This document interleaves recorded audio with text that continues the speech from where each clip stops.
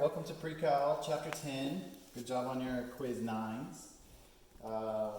As you can see, this is going to be analytical geometry. You may not know it by this name, but this is conic sections. So everyone remembers conic sections from Algebra 2. Hopefully you recall those equations. You'll need them.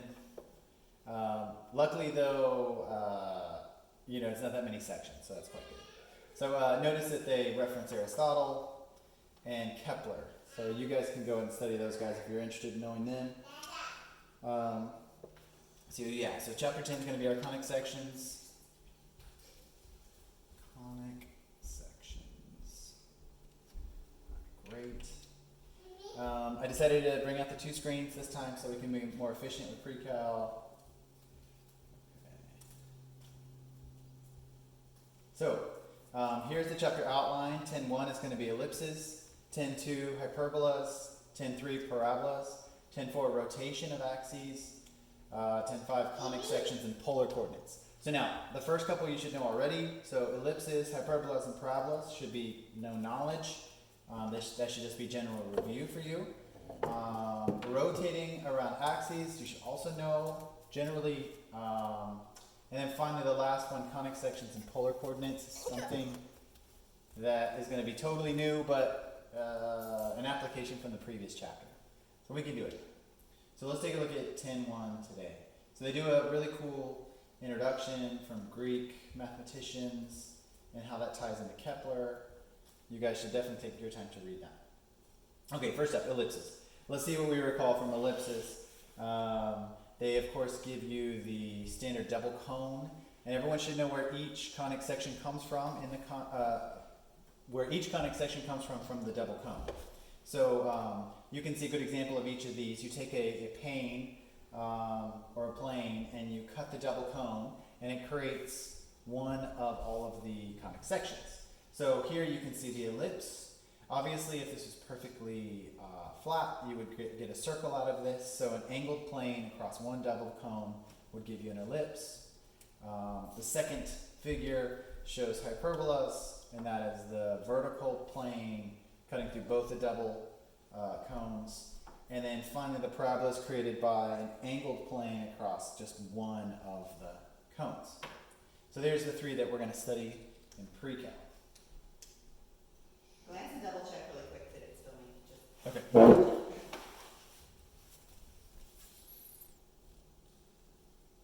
Yeah, we're doing good.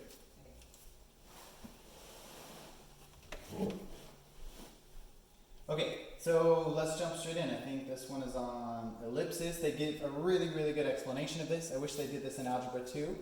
When they talk about how an ellipse is a set of all points x, y in a plane such that the sum of their distances from two fixed points is constant. Each fixed point is called a focus, plural foci. Sometimes you say foci. I've heard both. So a fun way to draw these is to grab two push pins and a piece of string and then tension it with a pencil, and then you will create the ellipse. Now, how close these push pins are to each other or how far away they are from each other changes the different characteristics of the ellipse. And you will notice that this line in the middle, right, the distance from one of these foci to the other foci never changes. So in whichever arrangement you put it in. So once you push them down, that length never changes around the ellipse. And so that's where all the equations come from. It's this idea. So they adapted this idea into the equations that we're going to use. And you'll see this applied in just a second. Here's some more just like nomenclature. So we have our major and minor axis. Let me point at things. So our minor axis is, of course, the side where the ellipse is the smallest, right? So our minor axis is going to have the minor radius. And the major axis is going to have the major radius. That's how you think of it. So the way I describe it as a football, all ellipses are footballs, and they're either on the x-axis or on the y-axis as their major axis. So either up and down football, side to side football. So that axis can change, right? So be aware of that. Okay, this is all still introduction. Okay, deriving the equations. This is something important, and if you are someone who enjoys these derivations, please go to town on this. This is very good. Here's the string that you saw in the previous explanation. Here are the two foci. You can see them as negative c and positive c, right? And you can derive it for any point x, y around the ellipse. Cool. And you can go through this and figure this out. I think it's based on the distance formula. So it's applied distance formulas, tons and tons of algebra. I did this in a previous class, but due to our situation, I probably will not put it in the video. But of course, I encourage you to do it on your own time. Anyways, and then at the very end, you can sort this out to this very comfortable equation, which we've seen a ton, or you should have seen from Algebra 2. And it looks like this. So just to give you just the bare introduction to this, it looks like this. X squared plus y squared equals r squared. Okay, so that's what we should have known for using circles, right? So x squared plus y squared is r squared. Now, this is a circle, not an ellipse, so how do we adapt it to this? Well, you have to ask yourself, don't they have different radii? Yes, they do, right? So they don't have the same radius anymore. So this would be saying that the radius in the x direction is that same radius, and the radius in the y is the same radius. So for ellipses, we don't have this. So we need to actually give specific radii per the x and the y components. So it actually changes like this to be relative. And I write it like this. You can write it however you wish, but I write it r for radius in the x and radius in the y. And all of this equals 1. Cool. So this is our equation for an ellipse. You should definitely write this down in your notes. Okay, now, so take note that sometimes they call this piece right here A. Oh, these should be squared, sorry. Sometimes they call this A squared and they call this B squared. It's just a bit more vague or a bit more general.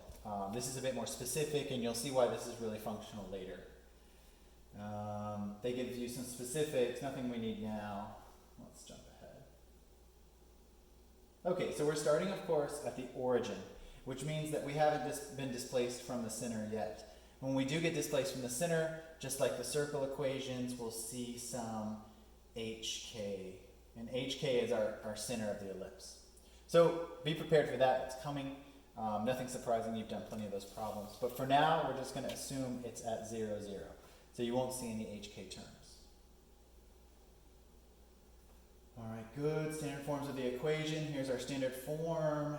And they go through and they give you all the details about it. You can come back and reference those after you kind of have your bearings on what's going on. Let's see. They do give you some important information that I should add. Vertices. They'll do it down here. So let's see. Yes. So they're calling A plus or minus A the coordinate of the vertices. So that is the farthest point on the circle, right? So in the x direction and the y direction, whichever is your major and whichever is your minor. The length of the major axis is 2b. We'll be using this in just a minute. That makes sense though, considering b is the radius. So they call this a squared and they call this b squared. I'll just kind of do both so you can see it. And that makes sense. That this is basically like saying the diameter in the y direction, right? Okay, good. And this is saying the diameter in the x direction. So if you doubled the radius, you would get a diameter. So major, minor diameter. And then finally the foci plus or minus c. So this is really the hardest bit with ellipses, is understanding how the foci interact with this equation. And we will play around with triangles, using triangles to figure out what the foci are and how to adapt them into the equation. So don't worry about that, but we will get into it shortly. I think that's all we need here. For this, here's another great image. Again, major and minor, vertices right around the outside. C's are our foci. And here's the football vertical. So I just flipped the axis vertically. All right. They give you a ton of steps for this. I think they'll walk you through this quite slowly, so let's play around with these and see how they go. So the first example says, Example 1. What is the standard form of the equation for the ellipse, which has vertices at plus or minus 8 and foci at plus or minus 5? Alright, let me erase all this.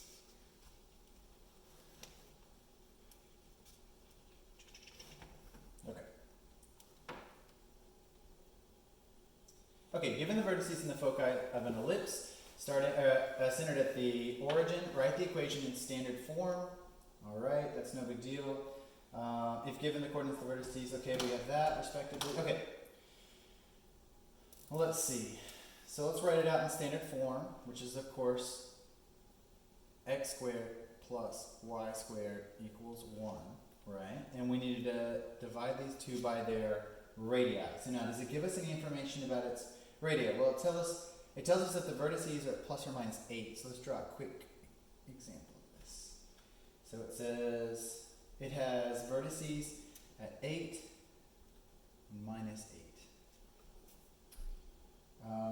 And it says the foci are plus and minus 5. So notice that that's in the x direction. So that's how I knew that this was on the x-axis. And the foci are at 5, so they're inside. They're there at 5. And negative 5. Cool. So that's all of our information so far. Vertices, foci. Now, from this alone, we can figure out the first step in this, right? So we need to figure out what the radius is in the x component. So what would our radius in the x be? Just looking at this quick graph that we made. It would be half, it would be 8, would it not? It would be half of this total distance, this total diameter, which is 16, which is just 8. So this would be 8 squared, right? That would be our radius. And it kind of gives it away there. So that was the easy one to plug into this equation. Now the hard one is this value for b squared, or our radius in the y squared. Now we don't know those points, right? So that's something that we're going to try to solve for. That's kind of the whole problem here. Now, what we can do though is we can create a triangle, and I'll draw this nice and big. We can create a triangle from here to there. Cool, to the foci, which we do know. And then we can solve for that. Now, something they didn't spend a lot of time on, what we did in Algebra 2, is that the distance from the origin to the vertex of the ellipse is the same distance from the vertex, the vertical vertex here, to the foci.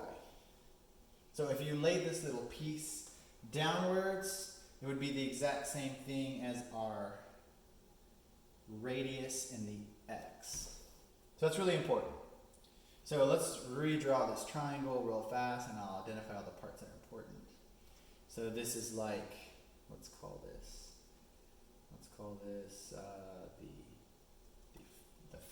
the foci or focus. This is the origin. I'll call it like O.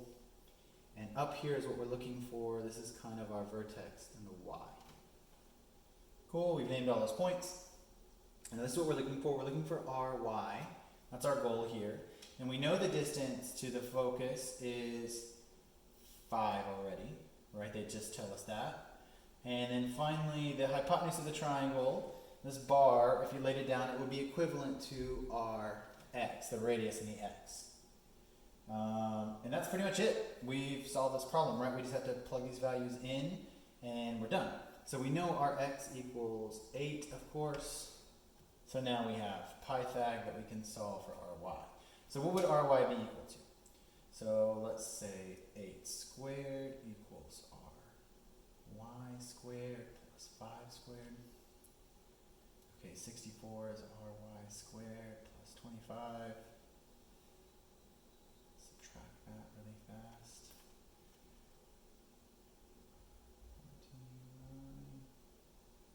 39. Okay. Sometimes you get strange values. That is totally cool. Okay, so for ry, we get root 39. Pretty easy stuff. Okay, I think that's correct. Notice that all we need is the square of it, so we don't even need to take it to this next step, but you can if you want to, of course. All we need is ry squared. Cool, so there's our y squared is 39, I believe that's correct. We can double check it here in a second. And so we would plug that in there, and we are done. So let me plug that in. So this would be, oh wait, this doesn't make any sense, hold on, let's double check that. Hold on, square root of 39, 36, 6. Nope, it doesn't make sense. Okay, let's double check our work. Let's see how we did. Yes, so b squared is 39, of course. We solve for b squared, and we plug this value in, we're good. 8 squared, which is actually 64, we can just write that out, and 39. There you go, there's the equation of the ellipse, for example 1. So just to kind of recap what we did here, so you can do this on your own, given the foci and the vertices, you can play around with a bit of algebra to figure out whichever radius you're not given, right? Plug that in and you're done. Now to do that, you'll need to create a triangle, right? And this triangle will usually involve the radius in the x, the radius in the y, and the focus, the distance of the focus from the origin. So you'll always have this exact same component set up almost every time. We throw this into Pythag, and then Pythag will kick out whatever other radius you need. Okay, done.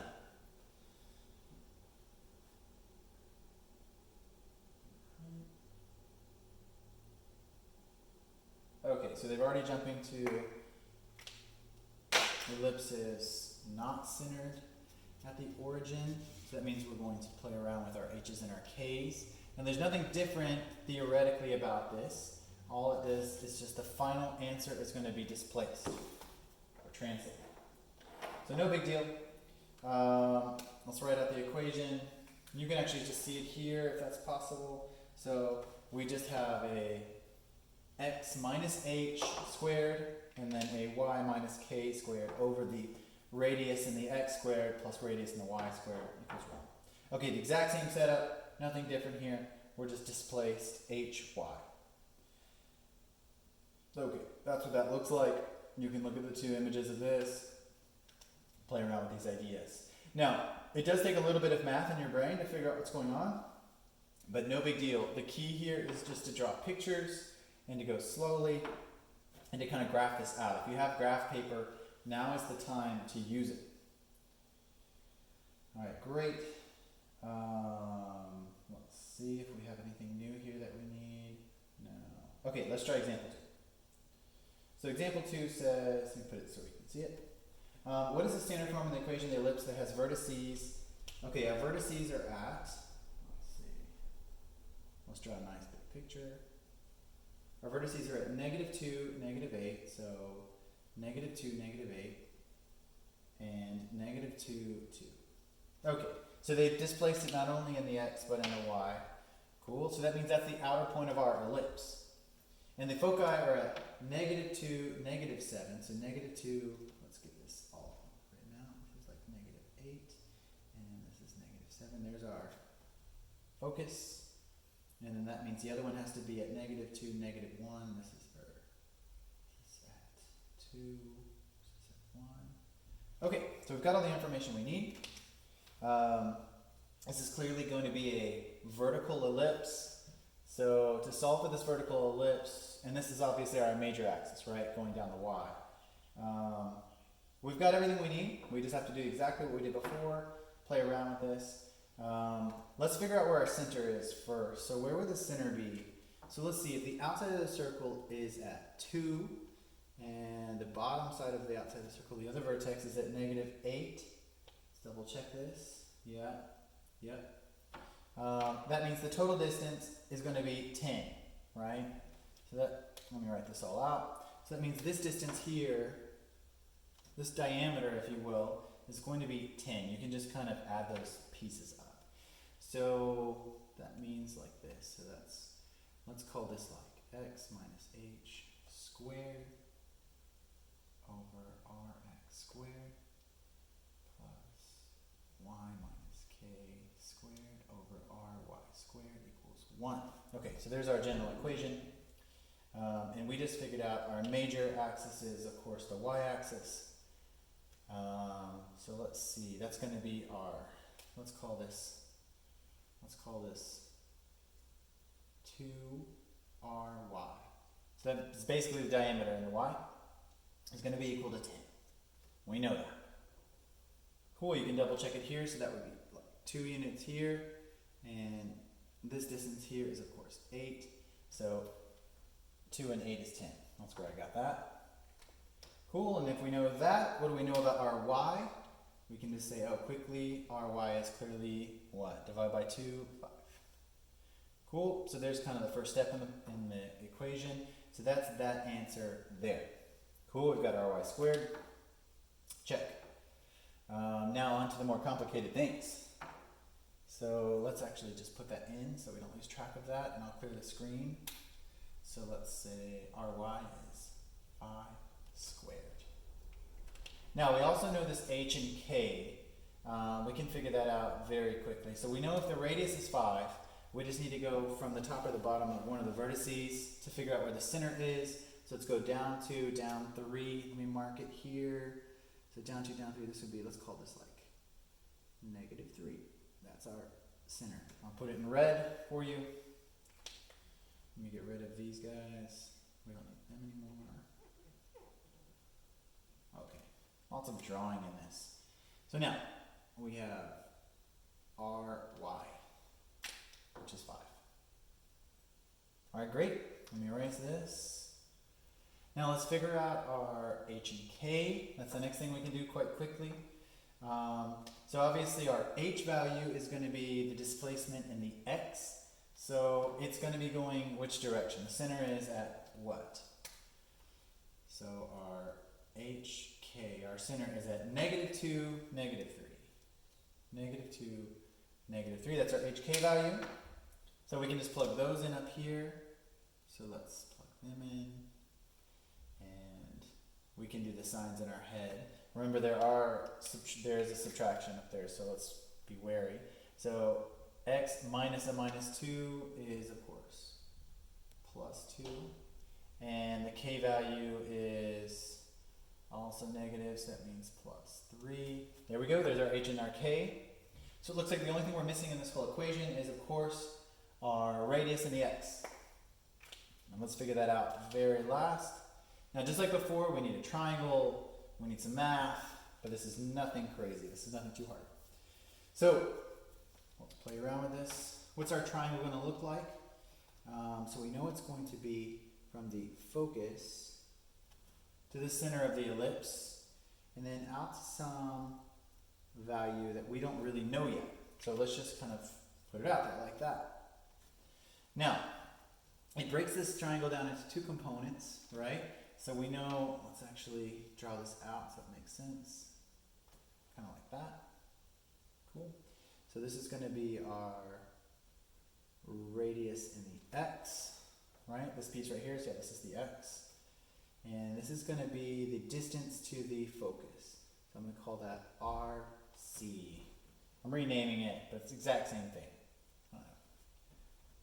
Radius to the focus point. And then we know this piece out here, the hypotenuse. Ooh, too much. We know the hypotenuse is of course the radius in the y. We know that that piece is going to be this piece right here. So if you brought this piece down, it would be ry, that kind of linkage arm. So we have everything we need. Let's solve and plug in the things that we know.